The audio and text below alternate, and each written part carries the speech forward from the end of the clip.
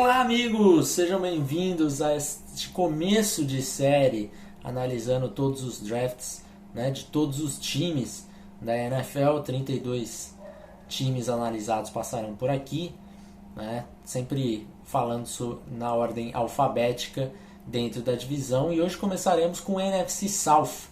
NFC South que tem Atlanta Falcons, que tinha a escolha número 4 geral.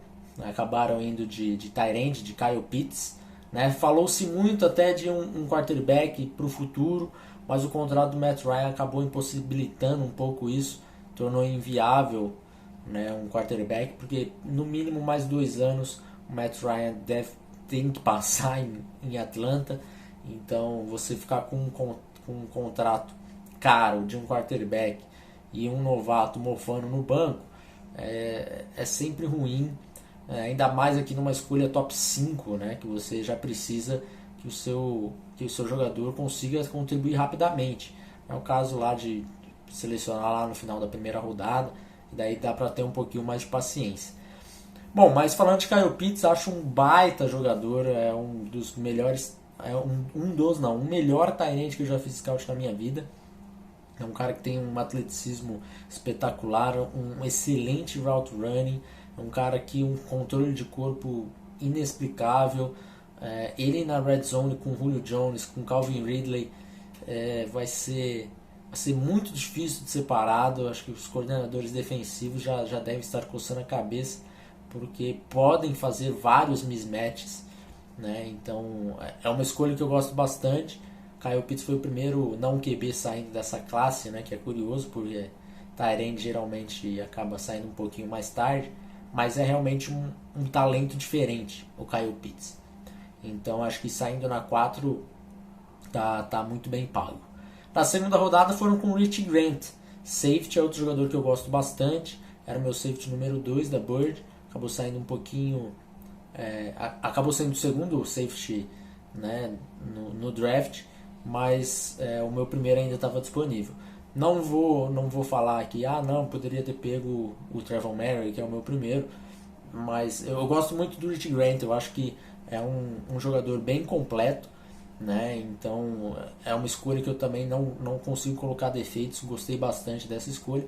Na terceira saiu o Jalen Mayfield, offensive tackle de Michigan.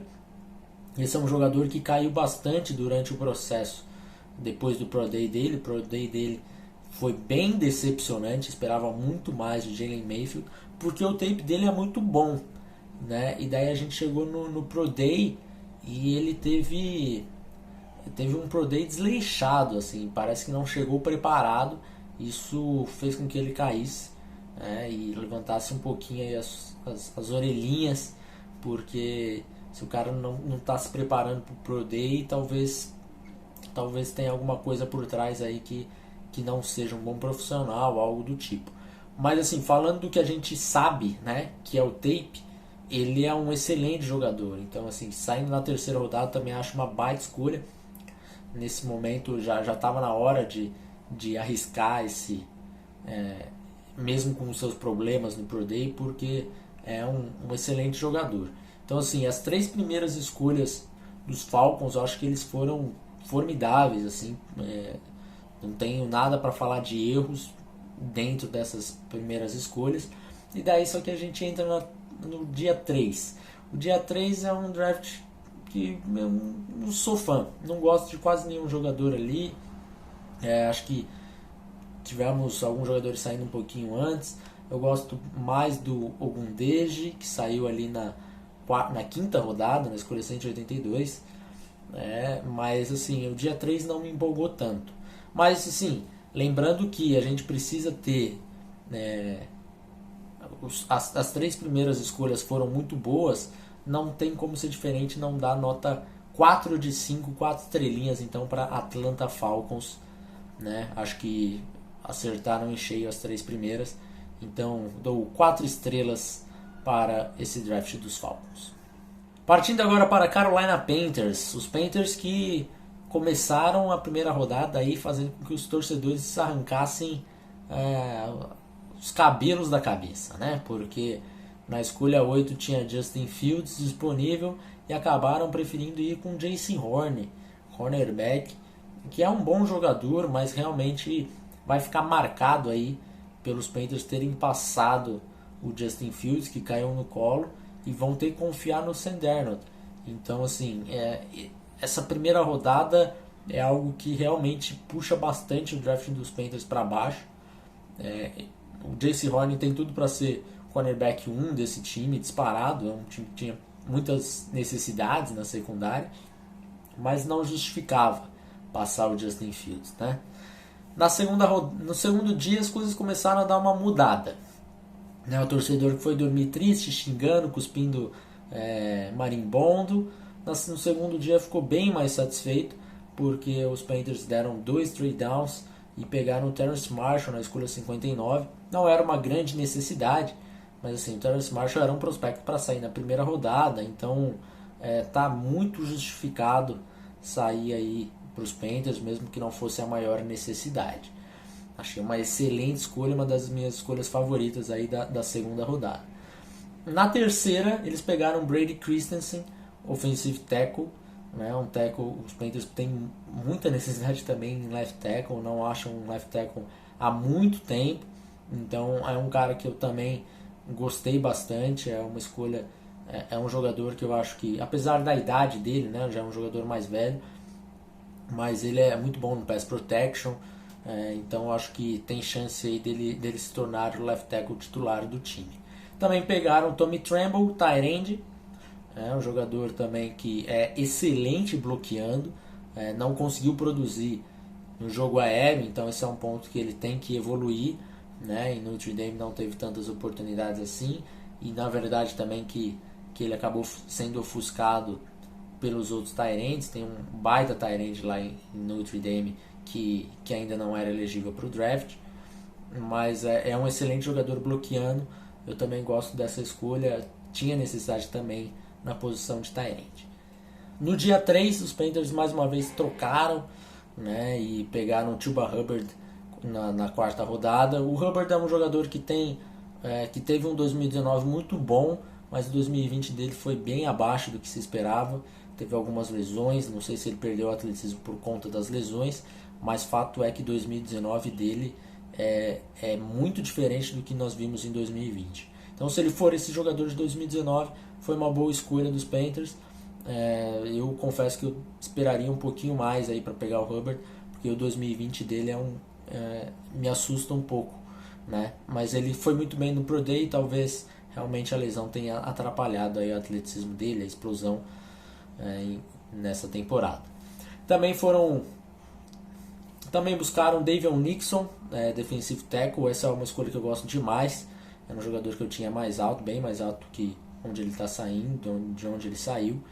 Os Panthers também têm necessidade aí desse 3-tech para jogar um pouquinho mais por dentro, fazendo o pass rush. Então, ótima escolha dos Panthers também. Foram atrás do Keith Taylor, também na quinta rodada. Um jogador que tem uma boa altura, mas eu não sou tão fã. Acho que ele deveria sair um pouquinho mais baixo, mas acho que vem para fazer uma profundidade, aí de repente ser o reserva do Jaycee Horn. E outra escolha que chama a atenção é o Deontay Brown, left guard de Alabama, saiu na sexta rodada. Confesso que fiquei muito surpreso aí com o Brown ainda estando disponível nessa sexta rodada, e os Panthers precisavam também de guards, e gostei muito dessa escolha. De forma geral, os Panthers foram o time que mais escolheram jogadores que eu tinha dentro do meu top 100. Foram 6 jogadores, né? Então foi um bom draft, foi um ótimo draft. Poderia ter sido excelente se tivesse saído com Justin Fields na 8. Mas mesmo assim ainda vou dar nota 4 estrelinhas para o Carolina Panthers. Indo para New Orleans Saints, os Saints tiveram um draft que não gostei de forma geral, tá? Falou-se muito de repente até em um trade-up aí para pegar um cornerback ou um quarterback, né? No dia do draft esse rumor estava bem forte, acabou que não conseguiram subir, ficaram na 28 e pegaram um edge rusher, o Peyton Turner de Houston. É um jogador que eu tinha mais baixo do que a escolha 28, não me agrada tanto assim. Jogador que já é um senior, chegou no Senior Bowl e de fato não conseguiu se destacar tanto, né? Ele vem de uma competição um pouco um pouco mais baixa, né? A conferência não é tão forte assim. É um jogador físico que tem um ótimo bull rush, mas assim, me falta alguns pontos para eu gostar mais de Peyton Turner. Então aqui na 28 eu achei que foi um pouquinho demais para ele. Não sou lá dos maiores fãs de Turner assim. Na segunda rodada foram atrás do linebacker Pete Werner, é um jogador também que tem um excelente atleticismo. Eu gosto muito do potencial do Werner, mas eu acho também que ele saiu um pouquinho mais cedo do que deveria. Né? Um jogador que não conseguiu ter nenhuma interceptação na sua carreira. Falta um pouco de ball skills aí para ele, um pouco de instinto, né, para ele produzir nesse quesito. Então assim, a 60 me incomodou um pouquinho. Gostava de outros linebackers um pouco mais do que o Pete Werner aqui na escolha número 60. Na 78, na terceira rodada, chegou o Paulson Adebo, cornerback de Stanford. Esse é um jogador que eu vejo que a mudança de direção dele não foi tão boa assim quanto ele mostrou no Pro Day. O Pro Day dele foi bom, mostrando uma ótima velocidade, mas eu acho que falta um pouquinho de fluidez nos quadris de Paulson Adebo. Eu também tinha ele um pouco mais abaixo, mas dessas três que eu falei, acho que é a que menos me incomoda, né? Porque eu acho que ele já estava mais próximo do seu real talento. Então é um jogador aí que os Saints também precisavam de um cornerback, talvez venha a ser importante, mas não vejo como sendo um cornerback aí de alto nível na NFL, né? E chegando na quarta rodada, eles draftaram um quarterback, Ian Book de Notre Dame, e assim, eu acho essa escolha péssima, porque eu não vejo talento suficiente no Ian Book para ser um quarterback na NFL. Acho que falta muita coisa para de fato ele ser um titular na NFL, né? Se ele tivesse sido pensado aí para ser um quarterback reserva, eu acho que está justo, embora eu não confiaria nele sendo um reserva de alto nível. Então me incomoda muito. É um cara que não tem tanta força no braço assim. É um cara que dentro do pocket ele encurta as jogadas, né? Ele corre para o sack. O offensive tackle deve odiar o Ian Book, porque o pocket está arrumadinho, acertadinho, ele vai lá e corre para cima do jogador de defesa. Então incomoda muito. Ian Book para mim seria um jogador que eu teria como undrafted. Então aqui sair na quarta rodada realmente me deixa com um gosto bastante amargo na boca, né? E aí, encerrando o draft, também chegou o Landon Young, offensive tackle de Kentucky, e o Kawan Baker, wide receiver de South Alabama. São dois jogadores que eu também não me empolgo nem um pouco. Então assim, de forma geral foi um draft bem abaixo do que eu achava, do que eu acho que os Saints podem draftar. Geralmente eles têm feito ótimos drafts aí, né? E esse aqui realmente assim, a primeiro olhar me incomoda, fica bem abaixo dos outros, que tinha outros drafts que eu tinha gostado bastante, né? E esse eu realmente não gostei. Então por isso vou dar apenas 2 estrelinhas aí de 5 para os Saints. E agora chegando nos campeões do Super Bowl, temos Tampa Bay Buccaneers, que na primeira rodada foi com Joe Tryon, edge rusher, né? Um jogador de Washington, um jogador que eu também não sou lá muito fã aqui na primeira rodada não. Acho que ele tem um bom atleticismo, mas eu acho que tecnicamente ele ainda deixa algumas coisas a desejar. Na primeira rodada realmente eu não esperava ele saindo aqui. Foi um cara que foi muito bem no Pro Day, né?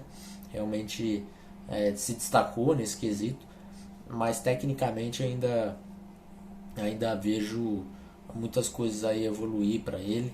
Então me incomodou um pouco, né? Na segunda rodada foi com Kyle Trask, quarterback.